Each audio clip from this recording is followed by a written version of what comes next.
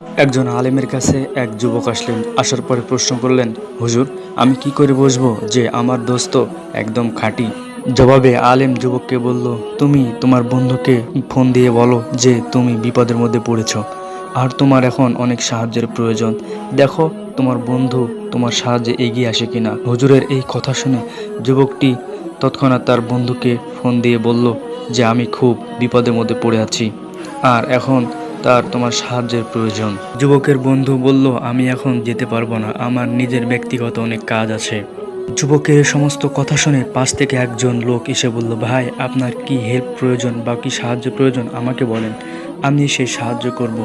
তখন যুবকটি বুঝলো যে শুধু সুখে পাশে থাকলেই সে বন্ধু হয়ে যায় না, বন্ধু তো সে যে বিপদে আপদে পাশে থাকে। এমন বন্ধু যেন আমাদের কারো জীবনে কখনো কেউ না আসে যে শুধু নিজের স্বার্থের জন্য পাশে থাকে, সুখে থাকে শুধু আর বিপদে পাশে থাকে না।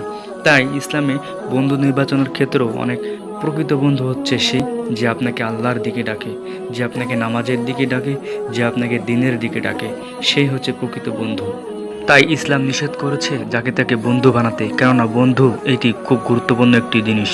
ফেরাউনের বন্ধু যেমন হামান ছিল, হামান তাকে জাহান্নামের দিকে নিয়ে গিয়েছে। বন্ধুত্বের উদাহরণ তো রাসূলুল্লাহ সাল্লাল্লাহু আলাইহি ওয়াসাল্লাম ও হযরতে আবু বকর রাদিয়াল্লাহু তাআলা আনহু, তাদের মতো বন্ধুত্ব হওয়া উচিত।